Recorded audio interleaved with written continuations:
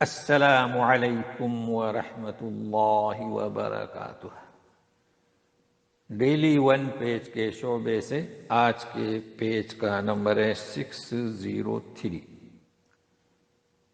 اس page میں سورۃ الکافرون مکمل آیات 01 سے لے کر 06۔ اسی پیج میں سورۃ النصر مکمل آیات 01 سے لے کر 03۔ اسی پیج میں سورۃ المسد مکمل آیات 01 سے لے کر 05۔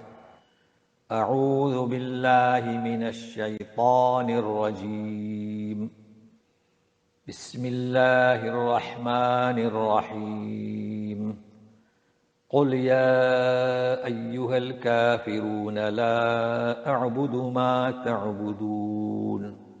کہہ دیجئے اے رسول، اے کافرو، اے کافرو۔ کسے کہا جا سکتا ہے اے کافرو؟ جن کے بارے میں اللہ کو علم ہے کہ یہ کفر کی حالت میں ہی مریں گے۔ کہہ دو میں عبادت نہیں کرتا جن کی تم کرتے ہو۔ تو لا حمزہ عین زبر نہ کہ آ، ما تعبدون تا زبر عین نہ کہ تا، لا اعبد ما تعبدون، میں عبادت نہیں کرتا جن کی تم کرتے ہو۔ اب اس کا عکس، ولا انتم عابدون ما اعبد، اور تم عبادت کرنے والے نہیں جس کی میں کرتا ہوں۔ جس کی یعنی ایک، اور جن کی یعنی تمہارے بہت سارے معبود ہیں۔ تو ترجمے یہ باریک نقطہ خیال رکھنا ہے۔ ولا انا عابد ما عبدتم ولا انتم عابدون ما اعبد، میں تو عبادت کرنے والا نہیں جن کی تم کرتے ہو۔ اب دیکھیے پہلے ولا اعبد یعنی میں عبادت نہیں کرتا جن کی تم کرتے ہو، اور آئندہ بھی میں عبادت کرنے والا نہیں جن کی تم کرتے ہو۔ مطلب یہ کس کا جواب ہے؟ وہ کہتے تھے کہ تھوڑا ساز باز کر لو، شریک ہو جاؤ۔ تو جواب دیا جا رہا ہے کہ ایسا ہرگز نہیں ہو سکتا۔ اب رہے تم، ولا انتم عابدون ما اعبد، دوبارہ آ رہا ہے۔ تم تو اس کی جس کی میں تو صرف ایک اللہ کی عبادت کرتا ہوں، تم عبادت کرنے والے نہیں۔ تو یہ ہے اللہ کے علم میں، تم عبادت کرنے والے نہیں، نہ ابھی کرتے ہو نہ آئندہ کرو گے۔ اس لیے انہیں کہا جا رہا ہے کہ اے کافرو، لکم دینکم ولی دین، تمہارے لیے تمہارا دن، میرے لیے میرا دن۔ تو ولی دین یا دینی یعنی کیا؟ ولی دینی، لیکن پڑھیں گے ہم ولی دین۔ تو یہ اجازت نہیں دی جا رہی بلکہ وہ ضد دی، اس وجہ سے تحدید کے طور پر سخت الفاظ۔ بسم اللہ الرحمن الرحیم، اذا جاء نصر اللہ والفتح۔ اذا آیا ہے، جب بھی اذا آتا ہے تو تکرار، اور جب اذ آتا ہے جیسے کہ وَإِذْ قَالَ تو گزشتہ ایک واقعے کا ذکر ہوتا ہے۔ جب آئے تمہارے پاس اللہ کی مدد اور فتح، یعنی کہ ایک ہی دفعہ آنا شروع ہو جائے، جیسے صلح حدیبیہ وہ بھی فتح تھی، جنگ بدر وہ بھی فتح تھی، اور فتوحات اور فتح مکہ، اور ان فتوحات کے نتیجے میں وَرَأَيْتَ النَّاسَ يَدْخُلُونَ فِي دِينِ اللَّهِ أَفْوَاجًا، اور لوگوں کو تو دیکھے کہ دین میں فوج در فوج داخل ہو رہے ہیں۔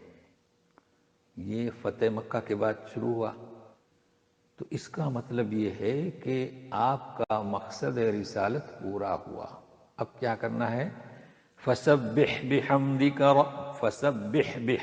ربک واستغفرہ انہ کان توابا۔ فسبح بحمد ربک واستغفرہ انہ کان توابا، اپنے رب کی حمد کی تسبیح پاکی بیان کیجیے اور استغفار اس سے۔ توابہ مبالغہ کا صیغہ، مطلب کیا کہ اب مقصد پورا ہوا تو اپنے رب کی حمد کی پاکی. تو ہمیں بھی یہ سبق ملتا ہے بھائی ہم دنیا میں تو بہت ہی ہماری مشغولیات رہی، اب بڑھاپے میں تو کم سے کم متوجہ ہو جائیں، اور اکثر عموماً ہوتا ہے لوگ توجہ دیتے ہیں اب تہجد کی طرف. بہرحال یہ اس کا پس منظر ہے. تو آخری آیت پھر سے سنیں. فَسَبِّحْ بِحَمْدِ رَبِّكَ وَاسْتَغْفِرْهُ إِنَّهُ كَانَ تَوَّابًا. اب اس صفحے کی آخری سورہ. بسم اللہ الرحمن الرحیم. تبت یدا ابی لہب وتب. دیکھیے با پر یہ دو با ہے، اس لیے کیسا وقف ہو رہا ہے. وتب اظہار اچھی طریقے سے ہو تو ٹوٹ جائیں. یدا یعنی یدا نے، ابی لہب یعنی ابو لہب کے، چونکہ ہم اردو میں ابو لہب کہتے ہیں. تو تبت میں اور وتب میں فرق ہے. تبت میں ایک تا ہے آخر میں اور وتب میں نہیں ہے، کیونکہ تبت میں اس کا فاعل یدا نے جو فیمیل مؤنث کہلائے جاتے ہیں اس کے دونوں ہاتھ ٹوٹ جائیں اور ابو لہب خود بھی ٹوٹ جائے. تو یہ ابو جو ہے نا، ابو لہب یا کوئی بھی آپ ابو کا لفظ استعمال کریں گے، اس کے پہلے کوئی لفظ آیا ہے تو پھر وہ ابی ہو جائے گا. تو یدا ہے، جیسے ابو طالب اور شعیب ابی طالب. تو اردو میں آپ ابو کہیں ابی کہیں، لیکن ایک پڑھتے وقت تو ہم ابی کہیں گے چونکہ یدا ہے. اب یہ نام ہے اس کا،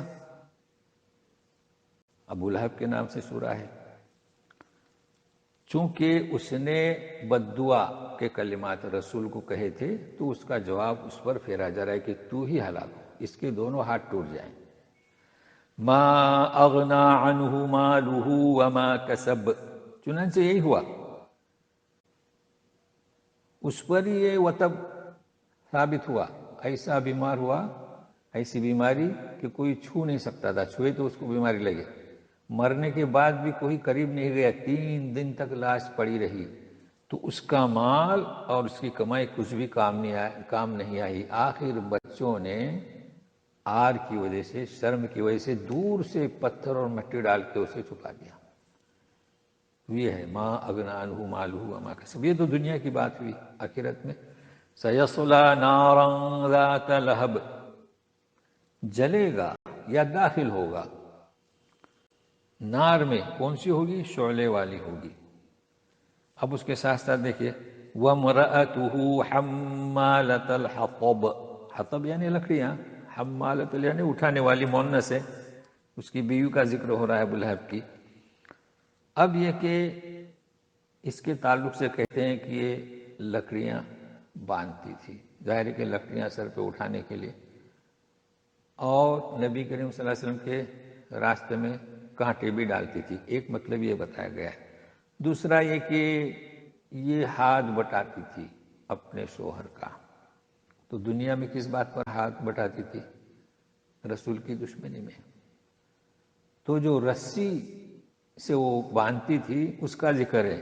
فی جیدہا حبل من مسد. اب مسد یعنی بٹی ہوئی، ہمارے یہاں بناتے ہیں نا رسیاں مختلف چیزوں سے، اور حبل کے معنی رسی. تو اس کے گردن میں وہ اس طریقے سے بنی ہوئی رسی ہوگی.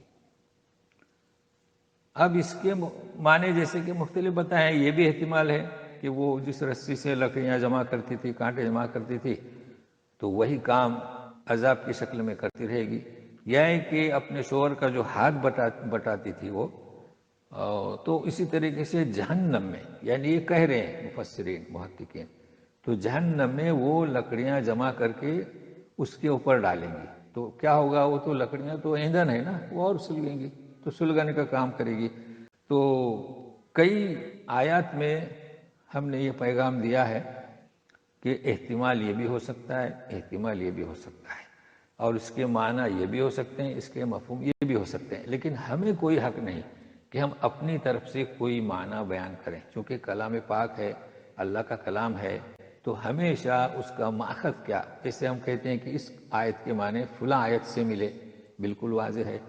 اس آیت کے معنی فلاں حدیث سے واضح ہوئے، اور اس آیت کے معنی ترجمہ کیا ہے امام بخاری نے کسی لفظ کا، کبھی ترجمہ کیا ابن عباس نے، آپ کو یاد ہوگا ہم واضح کرتے رہتے ہیں، اور کبھی کہتے ہیں کہ علماء سلف صالحین نے.